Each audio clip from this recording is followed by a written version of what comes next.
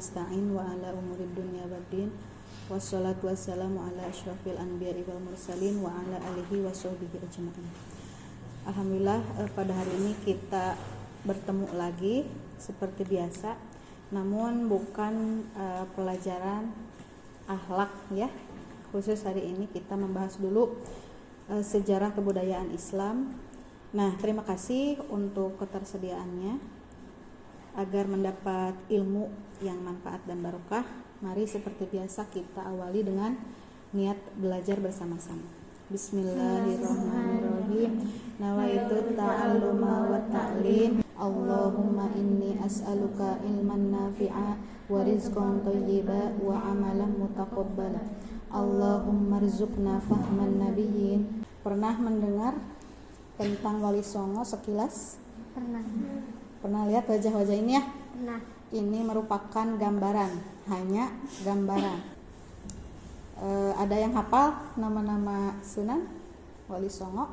Sunan Gresik Maulana Malik Ibrahim, Sunan Ampel, Sunan Kudus, Sunan Bonang, Sunan Derajat, Sunan Giri, Sunan Kalijaga, Sunan Gunung Jati, Sunan Muria. Nah, ada yang cukup menarik dari salah satu Wali Songo ini. Semuanya sejarahnya menarik sebetulnya. Cuman yang ingin saya bahas kali ini adalah Sunan Kalijaga. Ya, ini Sunan Kalijaga ini sebetulnya tidak ada kaitan darah, bukan keturunan dari sunan-sunan sebelumnya. Sunan Gresik punya anak Sunan Ampel. Terus Sunan Ampel punya anak Sunan Bonang dan Sunan Derajat, nah gitu. Nah, Sunan Kalijaga ini bukan, tapi dari orang biasa. Nah, ini gambarannya ya. Wali Songo ini semuanya berkontribusi besar, berperan besar pada kesuksesan penyebaran Islam di tanah Jawa. Utamanya ini Sunan Kalijaga yang asli dari Jawa, asli orang Jawa. Terus bisa dilihat ya, nama aslinya siapa? Raden Mas Sahid. Tapi ada juga yang menyebutnya hanya Raden Sahid. Ayahnya bernama Tumenggung Wilatikta, atau akrab dengan sapaan Raden Sahur. Ibunya Dewi Nawangrum. Nah, ayahnya ini beliau seorang bupati pada waktu itu. Bupati di Tuban pada kerajaan Majapahit. Raden Mas Sahid atau Sunan Kalijaga ini lahir di Tuban. Diperkirakan lahir pada tahun 1430. Tapi ada juga yang menyebutkan 1450 dan wafat pada tahun 1592. Jadi ayahnya Sunan Kalijaga memang beliau seorang muslim, Tumenggung ini. Cuman keras, kejam, memiliki lumbung padi, gudang padi yang besar, tapi enggan membagikan kepada rakyat yang kurang mampu. Nah, maka dari itu Raden Sahid membongkar lumbung padi itu dan membagikan kepada rakyat miskin, kepada rakyat yang kurang mampu. Setelah kejadian itu diadili oleh ayahnya, oleh pemerintah. Dan terbukti Raden Sahid yang membongkar lumbung padi milik ayahnya, milik bupati itu. Raden Sahid diusir dari kadipaten. Kata Raden Sahid waktu persidangan, ayahnya terbukti salah, katanya itu tidak berlandaskan Islam. Ayahnya terlalu menumpuk harta tapi tidak dibagikan. Masuk akal juga ya, masuk akal. Setelah diusir dari kadipaten oleh ayahnya, Raden Sahid lumang-limung, gak tahu mau kemana, bingung mau kemana. Tapi misinya masih sama. Dari dulu Raden Sahid ini tukang rampok. Berdasarkan sejarah, tukang rampok, tukang mencuri harta-harta orang-orang yang mampu ya, dan dibagikan kepada rakyat miskin, rakyat yang kurang mampu. Nah, suatu hari setelah pengusiran Tumenggung Wilatikta,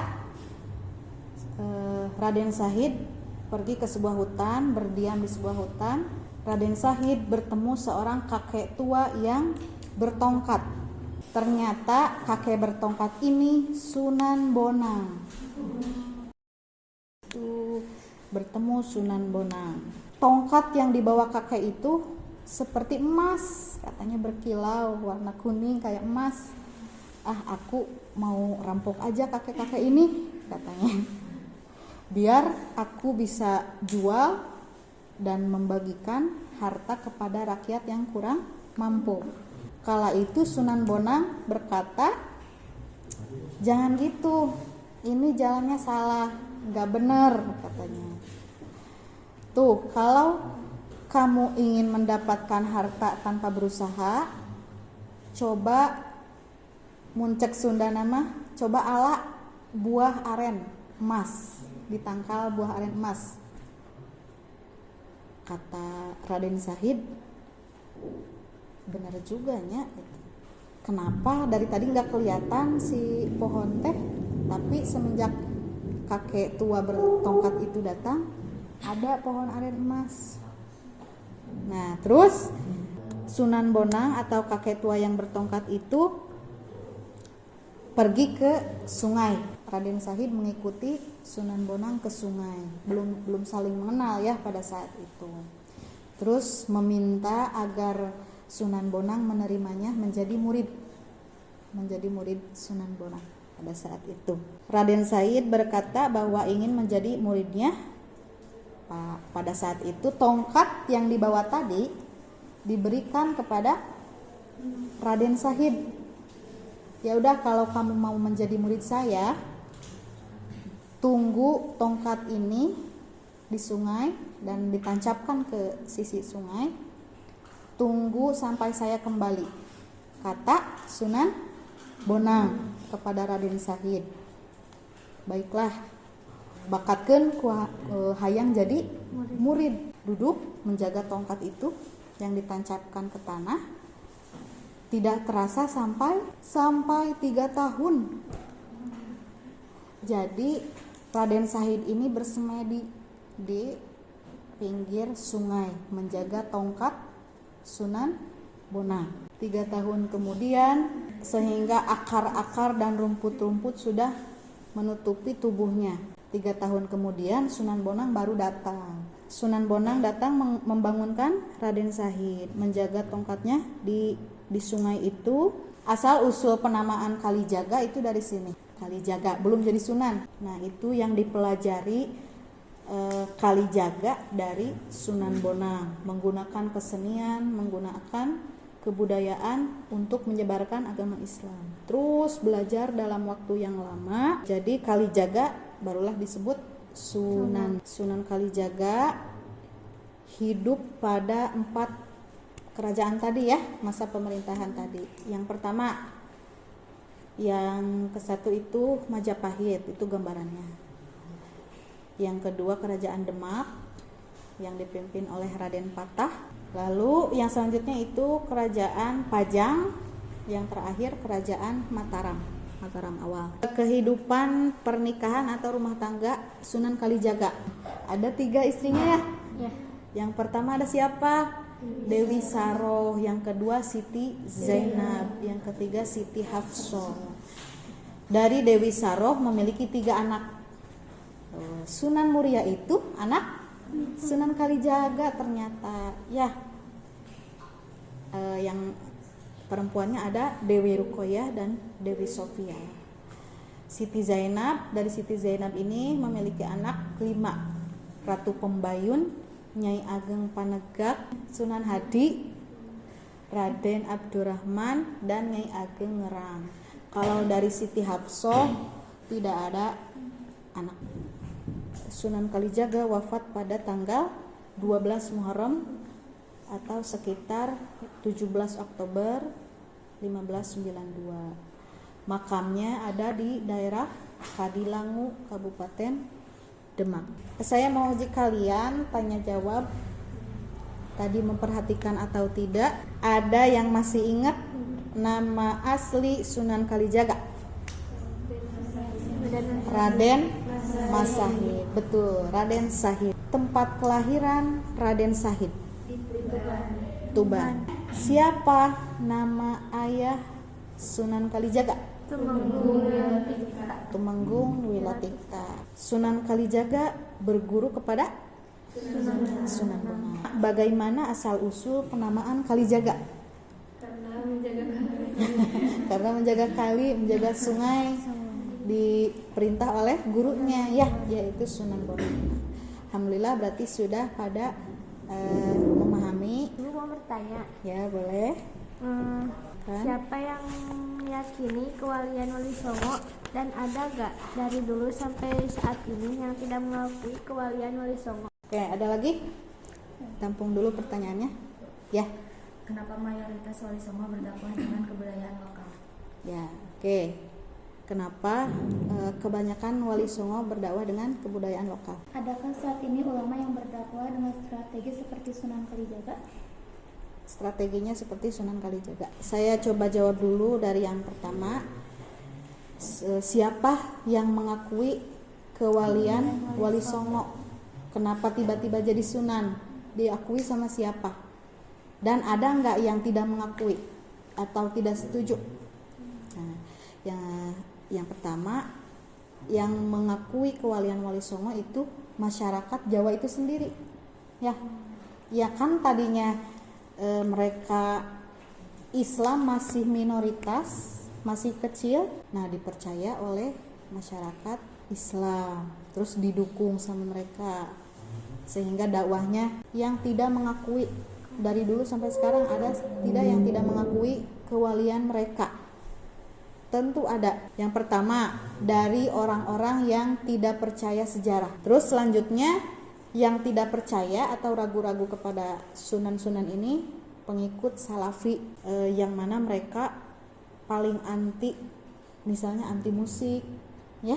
Sedangkan kan para Wali Songo ini dakwahnya pakai gamelan, pakai wayang, musik, ya.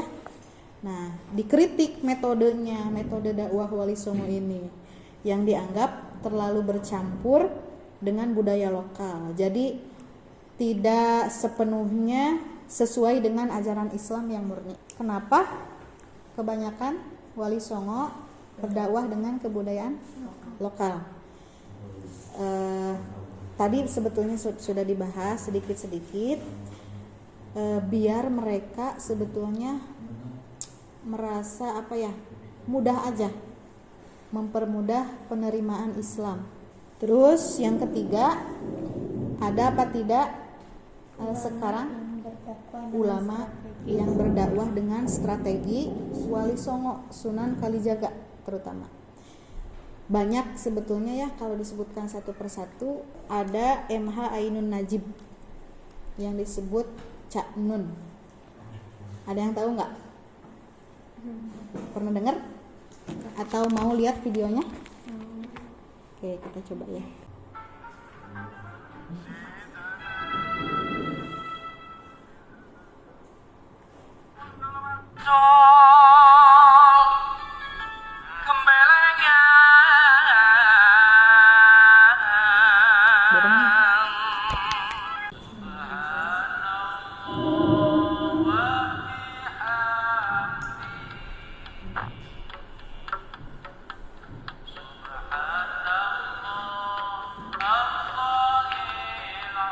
Dengan nada Jawa tapi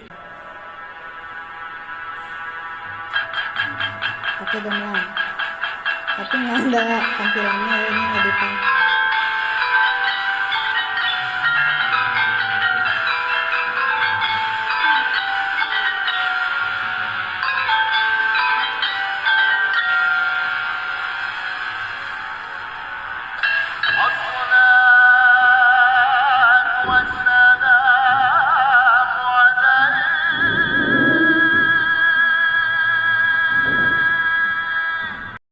Mari kita akhiri dengan membacakan doa kifaratul majelis bersama-sama.